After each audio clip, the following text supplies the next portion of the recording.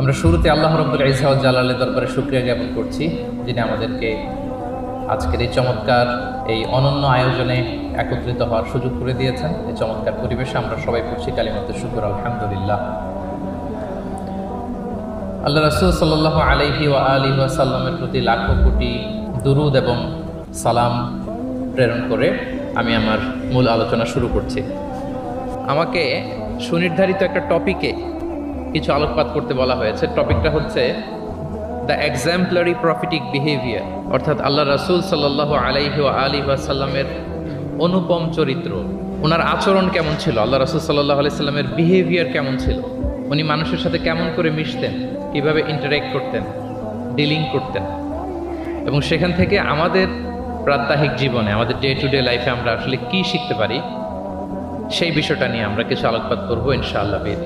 আম্মা জান আয়েশা রাদিয়াল্লাহু তাআলা আনহাকে যখন জিজ্ঞেস করা হতো যে কাইফা কানা খুলুকু রাসূলিল্লাহ, হে আম্মা জান আমাদের প্রিয় নবীজির আচরণ কেমন ছিল, তিনি বলতেন কানা খুলুকুহু আল কোরআন। রাসূল সাল্লাল্লাহু আলাইহি ওয়াসাল্লামের আচরণ ছিল কোরআনের আচরণ, মানে পুরো কোরআনে থিওরিটিক্যালি যা বলা আছে আমাদের প্রিয় নবীজির জীবনে প্র্যাকটিক্যালি সেটা করে দেখানো আছে। তিনি যখন মদিনার রাস্তা দিয়ে হেঁটে যেতেন, as if a living Quran is walking on the street, মনে হতো একটা জীবন্ত কোরআন মদিনার রাস্তা দিয়ে হেঁটে হেঁটে যাচ্ছে। কানা খুলুকুহু আল কোরআন। তো উনি কিভাবে মানুষের সাথে আচরণ করতেন? উনি কি হুট করে রেগে যেতেন আমাদের মতো, কর্কশ ভাষী ছিলেন, বাজে আচরণ করতেন কারোর সাথে? ওনার ব্যবহার দিয়ে, বিহেভিয়ার দিয়ে কখনো কারো মনে কষ্ট দিয়েছেন এমনটি কি আমরা কখনো কেউ শুনেছি? না, নেভার এভার। আল্লাহ তাআলাও কিন্তু কর্কশ ভাষীকে, অশ্লীল ভাষীকে, কঠোর ভাষীকে তিনি পছন্দ করেন না, এবং মুমিন মাত্রই সে ভদ্র হবে, নম্র হবে, সুভাষী হবে। এবং এই সুন্দর আচরণ বা কোমল আচরণকে আল্লাহ রাসূল সাল্লাল্লাহু আলাইহি ওয়াসাল্লাম সব কাজের অলংকার বলেছেন। যেই ব্যক্তি থেকে কোমলতাকে সরিয়ে নেওয়া হয়েছে, তার থেকে সব ধরনের খায়েরকে সরিয়ে নেওয়া হয়েছে। যার মধ্যে কোমলতা নেই, মানে সুন্দর আচরণ নেই, তার মধ্যে কোনো খায়ের নেই, তার মধ্যে কোনো কল্যাণ নেই। আমরা যদি আল্লাহ রাসূল সাল্লাল্লাহু আলাইহি ওয়া আলিহি ওয়াসাল্লামের পুরো বায়োগ্রাফিটা একটু স্ক্যান করি, সংক্ষেপে দেখার চেষ্টা করি, তাহলে দেখব যে তিনি বড় ছোট, নারী পুরুষ, শত্রু বন্ধু নির্বিশেষে সবার সাথে খুব অমায়িক আচরণ করতেন, চমৎকার আচরণ করতেন। এবং রাসূল সাল্লাল্লাহু আলাইহি ওয়াসাল্লামের এই চমৎকার আচরণে মুগ্ধ হয়ে অনেক ঘোরতর শত্রু তার বন্ধুতে পরিণত হয়েছে। সুবহানাল্লাহি ওয়া বিহামদিহি। এবং এত ভালো আচরণের অধিকারী ব্যক্তিত্ব হয়েও তিনি আল্লাহর কাছে দোয়া করতেন যে আল্লাহ, আপনি আমার দেহটাকে, আমার দেহ ষষ্ঠ, আমার দৈহিক অবয়ব যেরকম সুন্দর করেছেন, আমার চরিত্রটাকে, আমার আচরণটাকেও আল্লাহ আপনি সুন্দর করে দিন। এত সুন্দর আচরণের অধিকারী হওয়ার পরেও তিনি বলতেন আল্লাহুম্মা হাসসানতা খালকি ফাহাসসিন খুলুকি, মানে হে আল্লাহ, আপনি আমাকে দেখতে যেরকম সুন্দর বানিয়েছেন। আল্লাহ রাসূল সাল্লাল্লাহু আলাইহি ওয়াসাল্লামের চেয়েও দেখতে সুন্দর কোনো মহাপুরুষ কি পৃথিবীতে এসেছিল? এত সুন্দর মানুষ হওয়া সত্ত্বেও তিনি আল্লাহর কাছে দোয়া করতেন, আল্লাহ আমি দেখতে যেমন সুন্দর, আমার আচরণটাও যেন তেমন সুন্দর। আপনারা আয়নার সামনে দাঁড়ালে এই দোয়াটা পড়েন? আয়নার সামনে দাঁড়িয়ে এই দোয়াটা পড়তে হয় যে আল্লাহুম্মা হাসসানতা খালকি ফাহাসসিন খুলুকি, আল্লাহ আমাকে দেখতে যেরকম সুন্দর বানিয়েছেন, আমার আচরণটাও আপনি সুন্দর করে দিন। এবং আল্লাহ রাসূল সাল্লাল্লাহু আলাইহি সাল্লাম তিনি ইরশাদ করেছেন, দুটি জিনিস মানুষকে সবচাইতে বেশি আল্লাহর জান্নাতে প্রবেশ করাবে। একটি হচ্ছে তাকওয়াল্লাহ, আল্লাহর ভয়, আরেকটি হচ্ছে হুসনুল খুলুক, সুন্দর আচরণ। রিপিট, আমি আবারও বলছি, দুটি জিনিস মানুষকে সবচাইতে বেশি আল্লাহর জান্নাতে প্রবেশ করায়। একটি হচ্ছে আল্লাহর ভয়, তাকওয়াল্লাহ, আরেকটি হচ্ছে সুন্দর আচরণ, হুসনুল খুলুক। এখানে বলা হয়নি যে নামাজ মানুষকে বেশি জান্নাতে প্রবেশ করাবে, রোজা প্রবেশ করাবে, যাকাত করাবে, হজ করাবে, এমন কিছু বলা হয়েছে না, বরং সুন্দর আচরণ মানুষকে বেশি জান্নাতে প্রবেশ করায়। আমরা অনেক সময় ইসলামের এই এসেন্সটা ধরতে পারি না। দেখবেন যে খুব নামাজি কিন্তু খিটখিটে মেজাজের লোক, খুব নামাজি স্ত্রীর সাথে খারাপ আচরণ করে, খুব আল্লাহওয়ালা প্রতিবেশীর সাথে ঝগড়াঝাটি, খুব নামাজি মানুষ কলিগের সাথে সম্পর্ক ভালো নাই, এরকম লোক আমাদের সমাজে আছে না নাই বলেন? তার মানে ইসলামের যে ট্রু এসেন্স এটা ধরতে পারে নাই। আশেপাশের নেইবরের সাথে, কলিগের সাথে, বন্ধুদের সাথে, সহপাঠীদের সাথে যে ভালো আচরণ করতে হয়, গুড বিহেভিয়ার করতে হয়, এবং এটাই যে আমাকে সবচেয়ে বেশি জান্নাতে প্রবেশ করানোর মাধ্যম হতে পারে, এটা আমরা ভুলে যাই। প্রিয় বন্ধুরা, আমরা যেন এই ব্যাপারটাকে ছোট মনে না করি। সবচেয়ে বেশি জান্নাতে মানুষকে প্রবেশ করায় তাকওয়াল্লাহ, হুসনুল খুলুক, আল্লাহর ভয়, আরেকটা কি? সুন্দর আচরণ। অনেক ছোট ছোট বন্ধুদেরকে আমি দেখতে পাচ্ছি অডিয়েন্সের মধ্যে। আমরা আমাদের সহপাঠীদের সাথে, বন্ধুদের সাথে ভালো আচরণ করবো তো আজকে থেকে? হ্যাঁ, সাউন্ড খুব অল্প হয়েছে, আমি শুনি নাই, আরো জোরে করবো কি না? ইনশাআল্লাহ আমরা ভালো আচরণ করব। এবং আমার সহপাঠীদের সাথে, বন্ধুদের সাথে ভালো আচরণ, এটাই আমাকে জান্নাতে প্রবেশ করাবে। ইনশাআল্লাহ বলি সবাই। একটা চমৎকার হাদিস দিয়ে আমার মূল আলোচনা শুরু করি। আল্লাহ রাসূল সাল্লাল্লাহু আলাইহি ওয়া আলিহি ওয়াসাল্লাম তিনি বলেন, আনা যাঈমুন বিবাইতিন ফি রাবাদিল জান্নাতি লিমান তারাকাল মিরাআ ওয়া ইন কানা মুহিক্কান।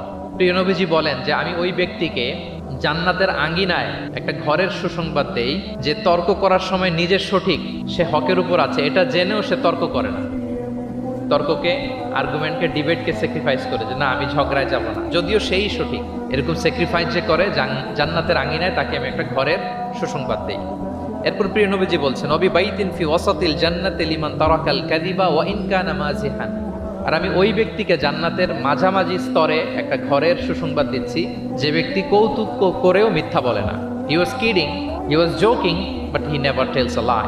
মজা করতেছে, জোক করতেছে, কিন্তু জোকের মধ্যেও সে কি করে না? মিথ্যা বলে না। তাকে জান্নাতের মাঝামাঝি স্তরে আমি একটা ঘরের গ্যারান্টি দিচ্ছি।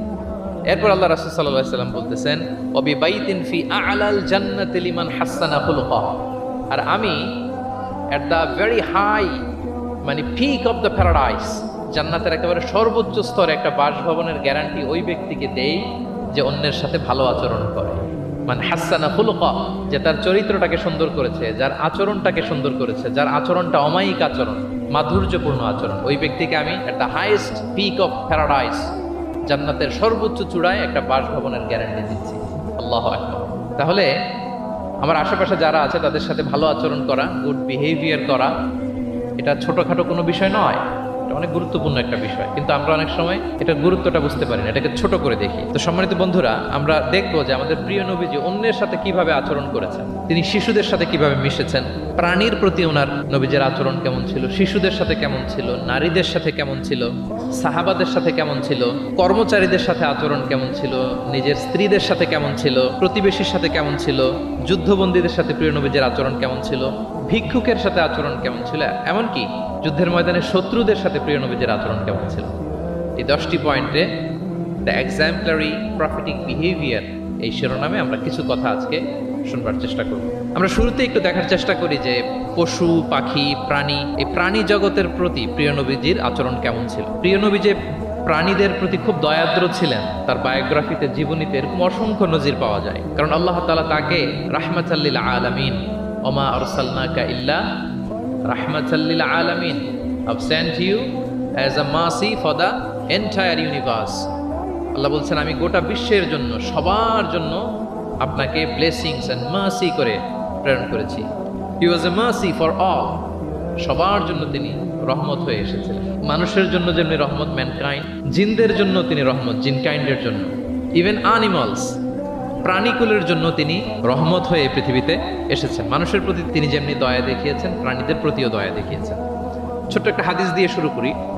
আমরা রাসূল সাল্লাল্লাহু আলাইহি ওয়াসাল্লামের এই এক্সাম্পলারি প্রফেটিক বিহেভিয়ার, এটা থ্রু দ্য লেন্স অফ সিরা and through the lens of সুন্নাহ, সুন্নাহর পরতে পরতে, রাসূল সাল্লাল্লাহু আলাইহি ওয়াসাল্লামের সিরাতের পরতে পরতে আমরা দেখবার চেষ্টা করব যে তিনি কেমন আচরণ করতেন সবার সাথে। একবার তিনি একটা খেজুর বাগানে প্রবেশ করলেন মদিনাতে। তো প্রবেশ করার পর তিনি দেখতে পেলেন যে দূর থেকে একটা উট কান্না করে করে রাসূল সাল্লাল্লাহু আলাইহি ওয়াসাল্লামের কাছে ছুটে আসছে।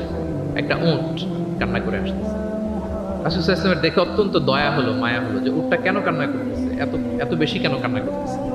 আল্লাহ রাসূল সাল্লাল্লাহু আলাইহি ওয়া আলিহি ওয়াসাল্লাম তিনি মমতা ভরে ওনার হাত দিয়ে উটের মাথায় আদর করতে আরম্ভ করলেন।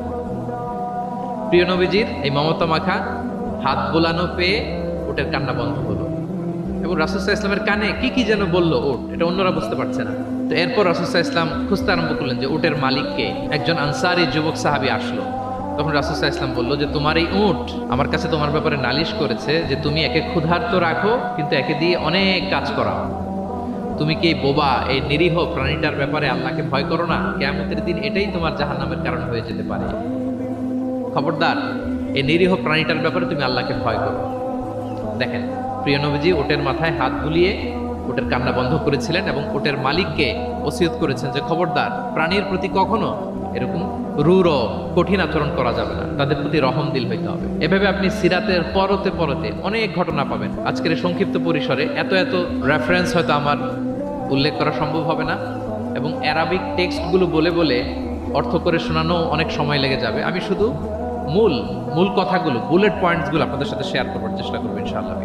এই যে প্রাণীর প্রতি দয়া, ইসলামের একটা মূলনীতি হচ্ছে মুমিনের জীবনের প্রতিটি কাজে ইহসানের পরশ থাকতে হবে। আল্লাহ তাআলা আমাদের সব কাজে ইহসানকে আবশ্যক করেছেন। আল্লাহ রাসূল সাল্লাল্লাহু আলাইহি সাল্লাম বলেছেন যে ফাইদা কাতালতুম ফাআহসিনুল কিতলা, কাউকে হত্যা করতে হলেও ইহসানের সাথে হত্যা করতে হবে। ধরুন যে অপরাধের কারণে আদালত কর্তৃক সাব্যস্ত হলো যে একজন মৃত্যুদণ্ড প্রাপ্ত আসামি, তো তাই বলে কি আপনি যা ইচ্ছা তার সাথে করতে পারবেন? তার নাক কেটে ফেলা, কান কেটে ফেলা, তার অঙ্গহানি করা, এলোপাথারি ছুরিকাঘাত করা করতে পারবেন না। ইদা কাতালতুম ফাআহসিনুল কিতলা, এটাও ইহসানের সাথে করতে হবে। দেখেন, হত্যার মতো একটা কাজ ইহসানের সাথে করতে হবে। ওয়া ইদা দাবাহতুম ফাআহসিনুদ দাবহা, প্রিয় নবীজি বলেন তোমরা যখন জবেই করবে, কুরবানি করবে, এখানেও ইহসানের সাথে করবে। আল্লাহু আকবার। করতেছি জবাই, করতেছি কি বলেন সবাই আমার সাথে, করতেছি কি জবাই। কারণ প্রাণীটাকে তো মেরেই ফেলতেছি, কিন্তু প্রিয় নবীজি বলেন এই জবাই করার ক্ষেত্রেও ইহসান করতে হবে। এত সুন্দরভাবে দ্রুত তার গলায় ছুরি লাগাতে হবে যাতে কয়েক সেকেন্ডের মধ্যেই জবাইয়ের কাজটা হয়ে যায়। আপনি ইচ্ছে মতো এলোপাথারি তাকে ছুরি দিয়ে কষ্ট দিতে পারবেন না। মুমিনের প্রতিটি কাজে যেন ইহসানের পরশ থাকে। একবার আল্লাহ রাসূল সাল্লাল্লাহু আলাইহি সাল্লাম এক সাহাবীর পাশ দিয়ে যাচ্ছেন। ওই সাহাবী একটা ভেড়াকে জবাই করার জন্য মাটিতে শুইয়ে পা দিয়ে চেপে ধরে এরপর ছুরি ধার করতেছে। ছাগলটাকে মাটিতে শুইয়ে পা দিয়ে চেপে ধরে এরপরে কি করতেছে? ছুরি ধার করতেছে। আর প্রাণীটা এই ছুরি ধার করার দৃশ্যটা দেখতেছে। আল্লাহ রাসূল সাল্লাল্লাহু আলাইহি সাল্লাম তাকে ধমক দিলেন, শাসালেন, বললেন তুমি তো এটাকে দুইবার জবাই করে ফেললে, একটু পরে তো জবাই করবে, এখনই তো জবাই করে ফেলতেছে, তুমি কি আগে ধার দিয়ে নিতে পারলা না? জবাইয়ের আগে তুমি কি ছুরিটাকে ধারালো করে নিতে পারলা না? শার্পেন করে নিতে পারলা না? এভাবে আল্লাহ রাসূল সাল্লাল্লাহু আলাইহি ওয়াসাল্লাম সব সময় প্রাণীদের প্রতি তিনি দয়া দেখিয়েছেন। এবং তিনি বনি ইসরায়েলের একটা ঘটনা বলতে যেয়ে তিনি বলেছেন যে একজন প্রস্টিটিউট লেডি, ব্যভিচারী নারী, যার জন্য জাহান্নাম বরাদ্দ ছিল, কিন্তু একটা তৃষ্ণার্ত কুকুরকে পানি খাওয়ানোর কারণে আল্লাহ তাআলা ওই পাপাচারী নারীকে জান্নাত দান করেছেন। সুবহানাল্লাহ বিহামদিহি। তার জন্য জাহান্নাম ছিল অবধারিত, কিন্তু একটা তৃষ্ণার্ত কুকুরকে পানি পান করার কারণে তাকে জান্নাত দিয়েছে কে? আল্লাহ সুবহানাহু ওয়া তাআলা। তাও কেমন একটা প্রাণীকে? কুকুরকে। আমরা গুরুত্বই দেই না। সামান্য একটা কুকুরকে দয়া দেখানোর কারণে আল্লাহ তাআলা এই জাহান্নামী নারীকে জান্নাত দান করেছেন। আমরা যদি খেয়াল করি যে আমরা আমাদের সমাজে কুকুর বিড়াল দেখলে কি করি বলেন তো? রাস্তাঘাটে দেখি, অডিয়েন্সের কাছ থেকে আমি একটু শুনি, কি করি আমরা? তাড়িয়ে দেয়। আর কি করি? ঢিল ছুরি। আর কেউ কেউ খাবার দেয়। মাশাআল্লাহ, এই তো, এটাই তো প্রিয় নবীজির সুন্নাহ, আমরা খাবার দিব। এক্স্যাক্টলি। কিন্তু আমি জানি না কেন যেন বাংলাদেশে কুকুর দেখলে, বিড়াল দেখলে কি করে? তাড়ায় দেয়, ঢিল ছোড়ে, লাথি মারে, এরকম করে না অনেক সময়? অপ্রয়োজনে, কোনো প্রয়োজন নেই এটা করে। এবং সবচেয়ে মজার ব্যাপার হচ্ছে মাঝে মাঝে দেখা যায় যে জোড়া লাগা কুকুর যদি দেখা যায়, যে একসাথে দুটো কুকুর, তাদের প্রজননের কারণে তাদের একটা বিশেষ ঋতুতে, বিশেষ সময়ে তাদেরকে এটা করতে হয়, এক অদ্ভুত কারণে মানুষ মানে ক্ষিপ্ত হয়ে ওঠে তাদের প্রতি। কিন্তু আমাদের তো মানবিক হওয়া উচিত ছিল, আশরাফুল মাখলুকাত বলে আমরা নিজেদেরকে দাবি করি। আমাদের কি করা উচিত ছিল? ইগনোর করা উচিত ছিল, let them do there job, overlook করার দরকার ছিল। কিন্তু কোনো এক অদৃশ্য কারণে আমরা এরকম দৃশ্য দেখলে হিংস্র হয়ে উঠি, লাঠি দিয়ে মারি, ওখানে মানুষ জড়ো হই। কিন্তু তাদের একটা সফল প্রজননের জন্য, বংশবিস্তারের জন্য এটা প্রয়োজন। আমরা যেন এই কাজটা না করি, এরকম নির্মম যেন আমরা কখনো না হই। কারণ প্রাণীদের প্রতি দয়া দেখানো এটা ছোটখাটো কোনো ব্যাপার নয়। এটাই আপনার জান্নাতের কারণ হতে পারে, এটাই আপনার জাহান্নামের কারণ হয়ে যেতে পারে। আল্লাহ রাসূল সাল্লাল্লাহু আলাইহি ওয়াসাল্লাম বলেন, মান লা ইয়ারহাম লা ইউরহাম। যে ব্যক্তি অন্যকে দয়া দেখায় না, আল্লাহ তাআলা তার প্রতি দয়া দেখায় না। ইরহাম মান ফিল আরদ ইয়ারহামুকুম মান ফিস সামা। এই দুনিয়াতে যারা আছে তোমরা তাদের প্রতি দয়া দেখাও, যিনি আকাশে আছেন তিনি তোমাদের প্রতি দয়া দেখাবেন। তাহলে এই জমিনে কি শুধু আমরাই থাকি নাকি? না পশু পাখি প্রাণী এগুলোও থাকে। এদের প্রতিও যদি আমরা দয়াদ্র হই, মমতা দেখাই, করুণা দেখাই, আমাদের প্রতিও দয়া দেখাবে কে? এবার আওয়াজ করে বলুন তো, আমরা আল্লাহর দয়া পেতে চাই কি চাই না? সবাই চাই। তাহলে প্রাণীদের প্রতি কখনো আমরা যেন নির্মম না হই, অমানবিক না হই, আমরা যেন মানবিক হই। আমরা অনেক উন্নত দেশে দেখি যে হাইওয়েতে একটা সাপ যাচ্ছে, এই সাপ দেখে একটা গাড়ি থেমে গিয়েছে, স্টপ, তার পেছনে পেছনে শত শত গাড়ি স্টপ।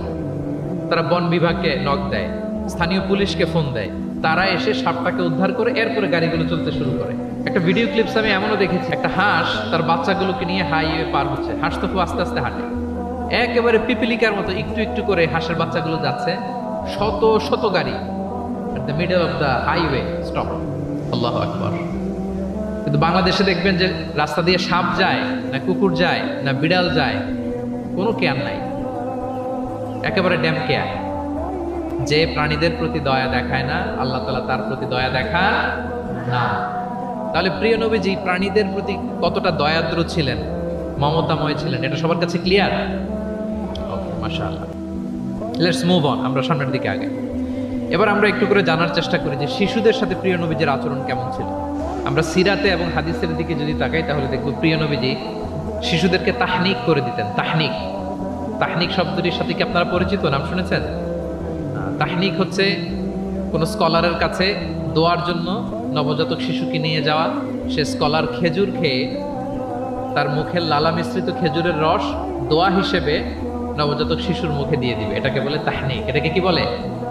আমি করেছি অনেক জায়গায়, অনেক মা বাবা তাদের সন্তানদেরকে নিয়ে এসেছে খেজুর নিয়ে, তা আমরা বিশ্বনবীর সুন্নাহ হিসেবে এটা করে দিয়েছি। আল্লাহ রাসূল সাল্লাল্লাহু আলাইহি সাল্লামের কাছে তাহনিক করতে সাহাবারা আসতো, তিনি শিশুদেরকে পরম মমতায় তাহনিক করে দিতেন। মদিনাতে যখন সাহাবারা আসলো, তাদের কারো ঘরে কোনো সন্তান জন্মাচ্ছিল না। আল্লাহ রাসূল সাল্লাল্লাহু আলাইহি সাল্লামের শ্যালিকা আবু বকর রাদিয়াল্লাহু তাআলা আনহুর কন্যা আয়েশা রাদিয়াল্লাহু তাআলা আনহার বড় বোন আসমা বিনতে আবি বকর, তিনি প্রেগনেন্ট অবস্থায় মক্কা থেকে মদিনায় হিজরত করলেন এবং কোবাতে আসার পরপরই উনি বাচ্চা ডেলিভারি করলেন, পুত্র সন্তান। ওনার ঘর আলোকিত করে জন্ম নিল আব্দুল্লাহ ইবনে জুবাইর। মদিনায় আনন্দের হিল্লোল বয়ে গেল, কারণ ইহুদিরা বলছিল এই যে মুসলমানদের ঘরে কোনো সন্তান হয় না, সন্তান হয় না। কিন্তু যখনই আসমা বেবি ডেলিভারি করলেন, মুসলমানদের মধ্যে আনন্দের বন্যা। তো ওনার সন্তান আব্দুল্লাহ ইবনে জুবাইরকে সাথে নিয়ে কোলে করে নিয়ে তিনি প্রিয় নবীজের কাছে আসলেন, এসে বললেন, ইয়া রাসূলুল্লাহ, আপনি আমার সন্তানের জন্য দোয়া করে দিন। আল্লাহ রাসূল সাল্লাল্লাহু আলাইহি ওয়াসাল্লাম একটা খেজুর নিয়ে, খেজুর চিবিয়ে ওনার লালা মোবারক মিশ্রিত বরকতময় লালা নিয়ে, খেজুরের রস নিয়ে আব্দুল্লাহ ইবনে জুবাইরের মুখের মধ্যে দিয়ে দিয়েছেন।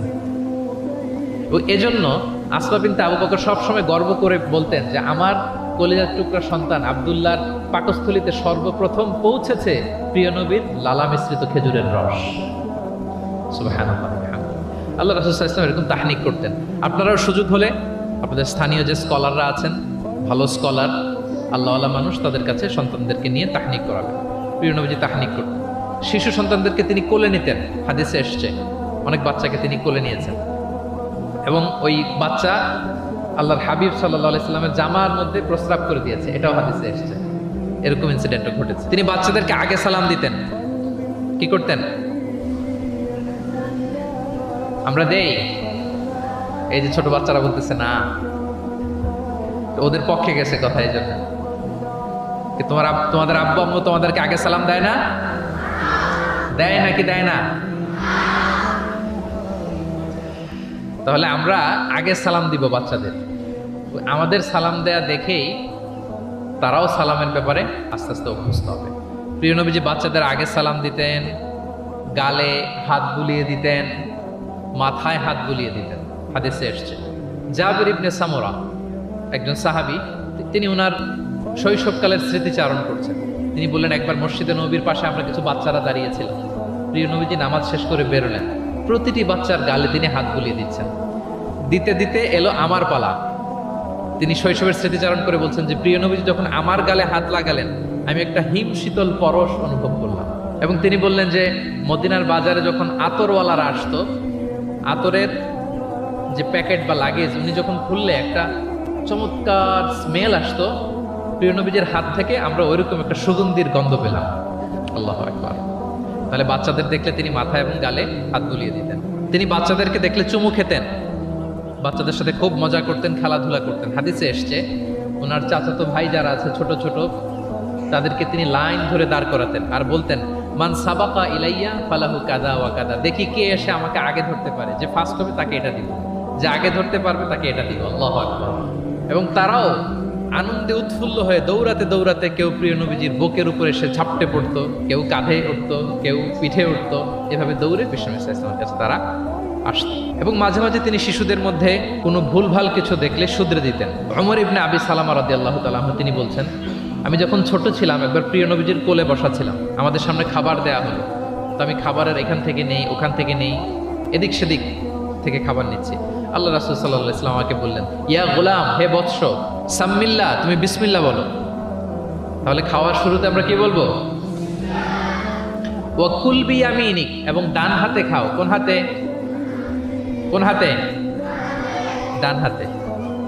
আচ্ছা, ওয়াকুল বিয়ামিনিক ওয়াকুল মিম্মা ইয়ালিক, আর তোমার সামনে যেটা আছে ওখান থেকে খাও।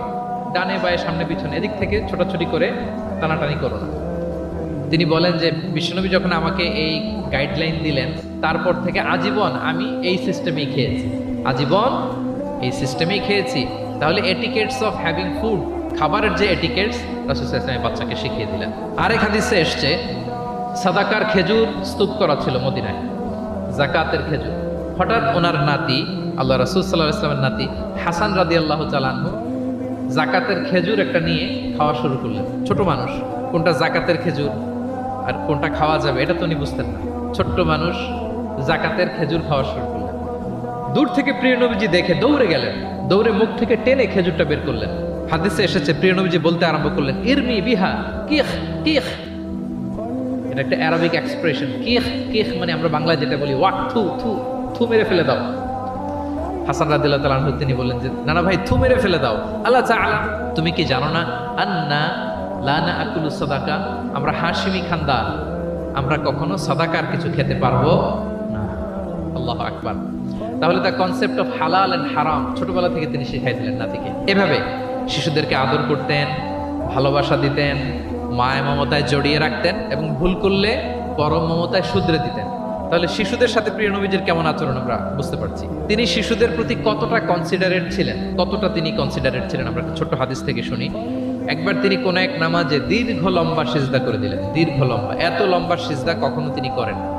নামাজ শেষে সাহাবারা জিজ্ঞেস করলেন, ইয়া রাসূলুল্লাহ, আপনি কি সিজদার মধ্যে অসুস্থ হয়ে গেলেন নাকি, অথবা কোরআনের আয়াত নাজিল হলো নাকি? এত দীর্ঘ সিজদা তো ফরজ নামাজে কখনো করতে দেখি না।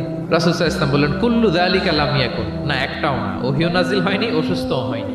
এবং আমি যখন সিজদায় ছিলাম, আমার নাতি খেলতে খেলতে আমার কাঁধের উপরে চড়ে বসেছে। এখন আমি যদি সিজদা থেকে মাথা উঠাই, তার খেলা তো ইন্টারাপ্ট হয়ে যাবে। এজন্য যতক্ষণ সে মাথার উপরে পিঠের উপরে বসে বসে খেলছিল, আমি সিজদায় লুটিয়ে পড়ে সিজদাটাকে লম্বা করে দিয়েছি। সূক্ষ্ম বিবেচনা বোধ ছিল প্রিয় নবীজির, এবং শিশুদের প্রতি তিনি কতটা কনসিডারেট ছিলেন, এটা ছিল প্রিয় নবীজির শিশুদের সাথে আচরণ। তাহলে প্রাণীদের সাথে তিনি কেমন ছিলেন আমরা জানলাম, শিশুদের সাথে কেমন ছিলেন আমরা জানলাম। এবার আমরা দেখি যে নারীদের সাথে প্রিয় নবীজির আচরণ কেমন ছিল। তিনি নারীদেরকে অত্যন্ত সম্মান করতেন। কি করতেন? সম্মান। তিনি বলতেন, আদ দুনিয়া কুল্লুহা মাতা ওয়া খায়রু মাতা'আদ দুনিয়া আল মারআ সালিহা। পৃথিবীর সব কিছু যা দেখা যায় সব সম্পদ, কিন্তু এর মধ্যে সবচেয়ে দামি সম্পদ হচ্ছে নেককার নারী। কারণ তাদের পেট থেকে পৃথিবীর সব ভালো মানুষ, মহাপুরুষরা এসেছে, আল্লাহর ওয়ালিরা এসেছে, নবীরা এসেছে। নবীরা কাদের পেট থেকে এসেছে বলেন? নবীরা মায়েদের পেট থেকে এসেছে না? এবং তিনি বলতেন, খায়রুকুম খায়রুকুম লি আহলিহি ওয়া আনা খায়রুকুম লি আহলি। তোমাদের মধ্যে সে সবচেয়ে সেরা যে তার পরিবারের কাছে সেরা, মানে স্ত্রীর কাছে সেরা, আর আমি আমার স্ত্রীর কাছে সেরা। প্রিয় নবীজি বলতেন। আল্লাহু আকবার। একবার একদল নারী এবং শিশুকে বিয়ের অনুষ্ঠান থেকে ফেরার পথে তাদেরকে দেখে প্রিয় নবীজি বললেন, তোমরা আমার কাছে সর্বাধিক প্রিয়। নারীদেরকে তিনি অত্যন্ত পছন্দ করতেন এবং সম্মান করতেন, এবং নারীদের সাথে ভালো আচরণ করার ব্যাপারে তিনি আমাদেরকে আদেশ করেছেন। তিনি বলেছেন, ফাস্তাউসু বিন-নিসাই খায়রা, খবরদার নারীদের সাথে রূঢ় আচরণ করো না, খারাপ আচরণ করো না, তাদের সাথে ভালো আচরণ করো। পুরুষদেরকে যেমনি ওটের উপর চড়িয়ে ওট টেনে হিঁচড়ে নিয়ে যাওয়া হয়, নারীদেরকে যেন এমনি না নেওয়া হয়। তিনি একবার বলছিলেন যে, খবরদার সাওকাকা বিল কাওয়ারির রিফকান বিল কাওয়ারির, মানে নারীদেরকে যখন ওটে চড়িয়ে হাওদাজে চড়িয়ে তোমরা টানো, ওহে সাহাবারা তাড়াহুড়ো করো না, ধীরস্থির ভাবে করো। অর্থাৎ তিনি বুঝাতে চাইলেন, কাওয়ারির মানে হচ্ছে কাচের তৈরি তৈজসপত্র বা বাসনপত্র। আমাদের ঘরে যে কাচের প্লেট, চামচ, গ্লাস আছে, এগুলো যদি সাবান দিয়ে আমাদের ধুইতে হয়, ক্লিন করতে হয়, আমরা কি করি? খুব সাবধানে এটাকে ধরি, রাখি, ক্লিন করি, তাই না? এটাকে খুব সফটলি ডিল করতে হয়। রাসূল সাল্লাল্লাহু আলাইহি ওয়াসাল্লাম সেটাই বললেন, নারীদেরকে কাচের সাথে তুলনা করে বললেন তাদের সাথে এরকম কোমল আচরণ করতে হবে। এবং তিনি বলেছেন দুনিয়ার প্রতিটি মায়ের পায়ের নিচে আছে তার সন্তানের বেহেশত। সুবহানাল্লাহ। এবং সন্তান জন্ম দিতে যে কোনো নারী যদি ইন্তেকাল করে, প্রিয় নবীজি বলেন ওই নারীকে আল্লাহ তাআলা কিয়ামতের দিন শহীদদের কাতারে দাঁড় করিয়ে দিবেন। আল্লাহ তাআলা যাকে একটি কন্যা দিয়েছেন তার জন্য একটি জান্নাত, দুইটি কন্যা দুইটি জান্নাত, যতগুলো কন্যা ততগুলো জাহান্নামের দরজা ব্লকেজ হয়ে যাবে। সুবহানাল্লাহ। এভাবে তিনি নারীদের সাথে আচরণ করেছেন। নারীরা মদিনার সমাজে প্রিয় নবীজির পেছনে সালাতে অংশগ্রহণ করত, প্রিয় নবীজির পেছনেই তারা সালাতে অংশগ্রহণ করতো। এখনো আপনারা মদিনাতে বা মক্কাতে গেলে দেখবেন যে পুরুষদের পাশাপাশি নারীরাও সেখানে সালাতে অংশগ্রহণ করে। প্রিয় নবীজিকে ডিরেক্টলি তারা প্রশ্ন করতেন, কিউএ সেশনে অংশগ্রহণ করতেন, কোশ্চেনিং আনসারিং সেশন। নারীদের মধ্যে থেকে দাঁড়িয়েও তারা প্রশ্ন শুরু করে দিতেন। রাসূল সাল্লাল্লাহু আলাইহি ওয়াসাল্লামের সাথে সফরে অংশগ্রহণ করতেন। এভাবে প্রিয় নবীজি নারীদেরকে একটা মর্যাদার আসনে রেখেছেন, তাদের সাথে এইভাবে তিনি ডিল করতেন। এবার আমরা একটু জানার চেষ্টা করি যে সাহাবাদের সাথে প্রিয় নবীজির আচরণ কেমন ছিল, মানে যারা ছিল প্রিয় নবীজির সাথী তাদের সাথে আচরণ কেমন ছিল। আমরা জানি যে সাহাবারা হচ্ছে প্রিয় নবীজির হাতে গড়া ছাত্র, হাতে গড়া টিম। নবীজির সুখে দুঃখে সবসময় তারা থাকতো এবং প্রিয় নবীজিকে আগলে রাখতো। প্রিয় নবীজির অ্যাকম্পানি তারা কখনো মিস করতে চাইতো না। এমনকি কখনো কখনো কোনো সাহাবার ক্ষুধা লাগলে তারা প্রিয় নবীজির কাছে এসে বসে থাকতো। তারা বলতো যে প্রিয় নবীজির চেহারার দিকে তাকিয়ে থাকলে আমাদের ক্ষুধা মিটে যেত। নবীজির নুরানি চেহারার দিকে তাকিয়ে থাকলে কি হতো? পেটের ক্ষুধা চলে যেত। যে আয়াত দিয়ে আমি শুরু করেছিলাম, ফাবিমা রাহমাতিম মিনাল্লাহি লিনতা লাহুম ওয়ালাউ কুনতা ফাদ্দান গালিযাল কলবি লানফাদ্দু মিন হাওলিক। নবী হে, আল্লাহর রহমতে আপনি কোমল হৃদয়ের অধিকারী হয়েছেন, এজন্য সবাই আপনাকে ঘিরে থাকতে চায়, আপনার পাশে থাকতে চায়। আপনি যদি কর্কশ ভাষী হতেন, কঠোর আচরণের অধিকারী হতেন, তাহলে এখন যেমনি আপনার সাহাবারা আপনাকে ঘিরে রাখে, সব সময় আপনার পাশে থাকতে চায়, তারা এমনটি আপনাকে ঘিরে রাখতো না। এবং আল্লাহ রাসূল সাল্লাল্লাহু আলাইহি ওয়াসাল্লামের চেহারায় সবসময় একটা স্মাইলিং ফেস থাকতো, অলওয়েজ স্মাইল। তিনি বলতেন তাবাসসুমুকা ফি ওয়াজহি আখিকা সাদাকা, your smile to your brother it's a charity. তুমি তোমার ভাইয়ের দিকে তাকিয়ে যে মুচকি হাসি দাও, এতেও আল্লাহ তাআলা তোমার আমলনামায় সাদাকা দেওয়ার সওয়াব দিয়ে দেন। আপনারা মুচকি হাসেন তো? কি মুচকি হাসেন? হ্যাঁ, মুচকি হাসবেন। মুচকি হাসতে পয়সা লাগে না, লাগে? মুচকি হাসবেন। মুচকি হাসলে এটা সাদাকাতে আসে, সমান সওয়াব। অলওয়েজ একটা স্মাইলি ফেসে থাকতেন প্রিয় নবীজি। ওনার চেহারা দেখলেই মানুষের মন ভালো হয়ে যেত। আল্লাহু আকবার। সাহাবাদের সাথে ওনার আচরণ কেমন ছিল, ডিলিংস কেমন ছিল? এক নম্বরে তিনি খুব কোমল আচরণ করতেন সাহাবাদের সাথে। কেউ যখন প্রিয় নবীজির সাথে কথা বলতো, ওই লোক কথা বলার সময় চোখ না ফেরালে প্রিয় নবীজি কখনো তার থেকে চেহারা ফেরাতেন না। মুসাফা করার সময় যিনি প্রিয় নবীজির সাথে মুসাফা করেছেন, ওই লোক হাত টেনে না নিলে প্রিয় নবীজি কখনো হাত টেনে নিতেন না। সুবহানাল্লাহ, হোয়াট এ হাম্বল পার্সোনালিটি। তিনি সাহাবাদের প্রতি এতটাই কোমল ছিলেন, একটা ছোট্ট হাদিস থেকে আমরা একটু বোঝার চেষ্টা করি। তিনি সাহাবাদের নিয়ে বসা ছিলেন, এক বেদুইন এসে মসজিদে নববীতে 2 রাকাত নামাজ পড়ল। 2 রাকাত নামাজ পড়েই বিষ্ণু ইসা ইসলামের কাছেও আসে না, সালামও দেয় না, কারণ বেদুইন তো, সভ্যতার কোনো অ্যাটিকেটস, কোনো ছোঁয়া তার মধ্যে লাগেনি। সে নামাজ পড়ে আল্লাহর কাছে দোয়া করতেছে, এবং দোয়া কিরকম দেখেন, সে দোয়ায় বলতেছে আল্লাহুম্মা আরহামনি ওয়া মুহাম্মাদা ওয়ালা তারহাম মা'আনা আহাদা, মানে আল্লাহ তুমি আমারে রহম করো আর মুহাম্মদ সাল্লাল্লাহু আলাইহি ওয়াসাল্লামকে রহম করো, আমাদের দুজনের সাথে আর কাউরে রহম করো না তুমি। বেদুইন, তার মধ্যে এটিকেটস অফ দোয়া, দোয়ার যে একটা আদব আছে এটা তার জানা নাই। সে বলে আল্লাহ আমাকে মাফ করো, মুহাম্মদ সাল্লাল্লাহু আলাইহি ওয়াসাল্লামকে মাফ করো, আর কাউকে না। তো দূর থেকে রাসূল সাল্লাল্লাহু আলাইহি ওয়াসাল্লাম দেখে হেসে বললেন, হায় রে, একটা প্রশস্ত ব্যাপারকে সে সংকীর্ণ বানায় ফেললো। কারণ আল্লাহর দরবারে কি রহমের কোনো কমতি আছে? সবাই বলুন তো আওয়াজ করে, আল্লাহর দরবারে রহমতের কোনো কমতি ঘাটতি আছে? কোনো কমতি নাই, কোনো ঘাটতি নাই। তো সে তো দোয়াতে আমাদের সবাইকে ইনক্লুড করলেও পারতো। যাই হোক, নামাজ পড়ে দোয়া করে এবার মসজিদে নববীর মাঝখানে পেশাব করতে আরম্ভ করল। কোথায়? মসজিদের মাঝখানে। সাহাবার তো রেগে মেগে আগুন, তাকে ধরতে যাবে, মারতে যাবে। রাসূল সাল্লাল্লাহু আলাইহি ওয়াসাল্লাম বললেন দাউ, রাখো, বোঝান আল্লাহটা করতে দাও, করে ফেললো। এবার প্রিয় নবীজি বললেন হারিকু আলা বাউলিহি সাজলান মিন মা।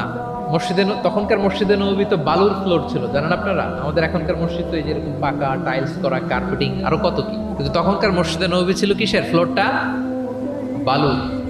রাসূল সাল্লাল্লাহু আলাইহি ওয়াসাল্লাম বললেন যে বালুর মধ্যে যদি পেশাব করে দিছে, 1 বালতি পানি ঢেলে দাও। 1 বালতি পানি ঢেলে দেওয়া হলো। আর সাহাবাদেরকে তিনি শান্ত হতে বললেন যে থামো, তার প্রতি আগ্রাসী হয়েও না, কারণ ফাইন্নামা বুইসতুম মুয়াসসিরিন, তোমরা সহজপন্থী হয়ে প্রেরিত হয়েছো। ওয়ালাম তুবআসু মুআসসিরিন, তোমরা কট্টরপন্থী হয়ে প্রেরিত হও নাই। আল্লাহু আকবার। তিনি বুঝালেন যে এই উম্মাত হবে সহজপন্থী, কট্টরপন্থী নয়। যে কোনো জিনিসকে খুব সিম্পলি ডিল করতে হবে। এবার তিনি ওই বেদুনকে ডেকে পাঠালেন, বললেন, আচ্ছা তুমি যে মসজিদের ভেতরে তোমার উট ঢোকালে এবং মাঝখানে পেশাব করে দিলে, তুমি কি জানো এটা এই কমিউনিটির ইবাদতগাহ, এই মদিনার সোসাইটির এটা একটা মসজিদ। আমরা এখানে নামাজ পড়ি, আল্লাহর জিকির করি, এখানে কোরআন তেলাওয়াত করি। এই জায়গায় বসে তোমার পেশাব করা কি ঠিক হলো? প্রিয় নবীজি যখন ভালোবেসে তাকে কাছে ডেকে বুঝালেন, সে মাথা নিচু করে এবার কাচুমাচু করতে আরম্ভ করল। সে লজ্জিত হয়ে প্রিয় নবীজির কাছে ক্ষমা চাইল। সুবহানাল্লাহ। তাহলে তিনি সাহাবাদের প্রতি কতটা কোমল আচরণের অধিকারী ছিলেন, এই হাদিস থেকে আমরা বুঝতে পারব।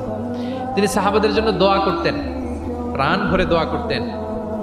একবার তিনি ওয়াশরুম সেরে, রাসূল সাল্লাল্লাহু আলাইহি ওয়াসাল্লাম তো সব সময় অজু অবস্থায় থাকতেন, শুধু ওয়াশরুম সেরে আবার অজু করা পর্যন্ত যে টাইমটা, এতটুকু ছাড়া। ওয়াশরুম সেরে আসলেন, এসেই দেখেন একটা পাত্রের মধ্যে কে যেন অজুর পানি রেখে দিয়েছে। খুশি হয়ে গেলেন তিনি বললেন যে আমার যে এখন অজুর পানি লাগবে, এটা কে বুঝলো, কে রাখলো? বলা হলো যে এটা আব্দুল্লাহ রেখেছে, ছোট্ট আব্দুল্লাহ, ওনার কাজিন আব্দুল্লাহ ইবনে আব্বাস, ওনার চাচাতো ভাই। উনি এত খুশি হলেন ছোট্ট আব্দুল্লাহর এই কাজে, যে আমার যে এখন অজুর পানি লাগবে এটাও কি করে বুঝলো।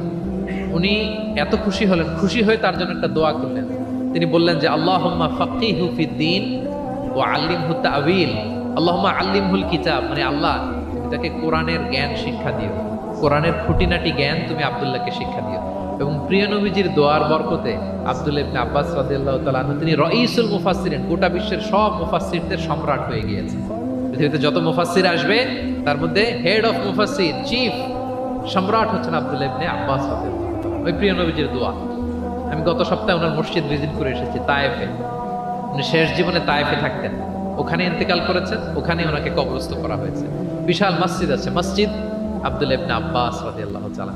এভাবে তিনি দোয়া করতেন। আনাস রাদিয়াল্লাহু তাআলা আনহুর মা মদিনায় যখন প্রিয় নবীজি আসলেন, সবাই প্রিয় নবীজিকে বিভিন্ন গিফট দেয়, কেউ এটা দেয়, ওইটা দেয়, বিভিন্ন ধরনের হাদিয়া দেয়।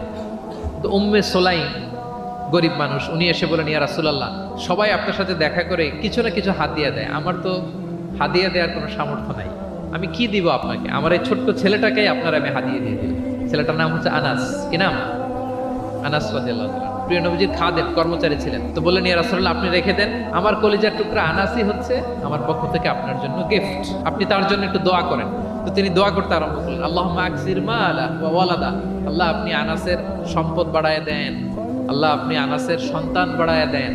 এই যে দোয়া করেছেন, ওয়া বারিক লাহু ফিমা আ'তাইতা, যা দিবেন এতে বরকত দিয়ে দেন, এই যে দোয়া করেছেন, দোয়ার ফলে কি হয়েছে দেখেন। আনাস রাদিয়াল্লাহু তাআলা আনহু বলেন, প্রিয় নবীজির এই দোয়ার বরকতে মদিনার সবার খেজুর বাগানে বছরে খেজুর হতো একবার, কিন্তু আমি আনাসের খেজুর বাগানে বছরে খেজুর হতো 2 বার। আর ওনার সর্বসাকুল্যে 80 জন সন্তান ছিল। 80 জন। কয়জন? যেহেতু অনেকগুলো ফ্যামিলি ছিল ওনাদের। প্রিয় নবীজির দোয়ার বরকতে 2 বার বছরে খেজুর হতো ওনার বাগানে, আর 80 জন সন্তান তিনি পেয়েছিলেন। তাহলে সাহাবাদের প্রতি কোমলাচরণ করতেন, তাদের জন্য দোয়া করতেন, তাদের ভালো গুণের প্রশংসা করতেন। অনেক হাদিস, অনেক হাদিস, এগুলো বলতে গেলে অনেক সময় লেগে যাবে। একটা বিখ্যাত হাদিস আপনারা জুমার সময়, জুমার খুতবার সময় প্রায় শোনেন, আরহামু উম্মতি বি উম্মতি আবু বকর, শোনেন? ওয়া আশাদ্দুহুম ফি আমরিল্লাহি উমর, এই যে মুখস্থ। ওয়া আসদাকুহুম হায়ান উসমান, ওয়া আকরাউহুম লিকিতাবিল্লাহি উবাই। তার মানে এই উম্মতের মধ্যে সবচেয়ে সফট হার্টেড হচ্ছেন আবু বকর, সবচেয়ে সফট হার্ট। আল্লাহর জমিনে আল্লাহর দ্বীন বাস্তবায়নে সবচেয়ে কঠোর হচ্ছেন ওমরে ফারুক। সবচেয়ে কঠোর কে? ওমরে ফারুক। সবচেয়ে লজ্জাশীল সাহাবী হচ্ছেন উসমান। এভাবে তিনি অ্যাপ্রিশিয়েট করতেন। আমরা অনেক সময় মানুষের অ্যাপ্রিশিয়েট করতে চাই না। প্রিয় নবীজি কারোর মধ্যে ভালো কিছু দেখলে কি করতেন? সবাই বলুন, অ্যাপ্রিশিয়েট করতেন। আপনার ছেলের মধ্যেও, আপনার মেয়ের মধ্যেও কোনো ভালো গুণ দেখলে আপনি অ্যাপ্রিশিয়েট করবেন, দোয়া করবেন, উজ্জীবিত হবে সে, ইন্সপায়ার্ড হবে। আমরা অনেক সময় আমাদের ছেলে মেয়েদেরকে উৎসাহ দেই না, তার মধ্যে যে কি কারিশমা আমরা জানিই না, মনে করি যে এ প্লাস পাইলেই বুঝি সফল। এ প্লাস পায় নাই, পাশের ঘরের কেউ পাইছে, বলে যে যাও ওর পা ধোয়া পানি খা, এরকম বলে না বাংলাদেশে? নিজের ছেলে এ প্লাস পায় নাই, পাশের ঘরের একজন পাইছে, তো কি বলে? তার পা ধোয়া। এইটা বলে কিন্তু ওর মনোবল আপনি শুরুতেই নষ্ট করে দিলেন, ভেঙে দিলেন। না, ওর মধ্যে হয়তো অন্য ধরনের কোনো যোগ্যতা আছে, অন্য ধরনের ক্যালিবার আছে। সো তাদেরকে অ্যাপ্রিসিয়েট আমাদেরকে করতে হবে। প্রিয় নবীজি যে কোনো সাহাবীর মধ্যে যে কোনো ভালো গুণ দেখলে তিনি অ্যাপ্রিসিয়েট করতেন।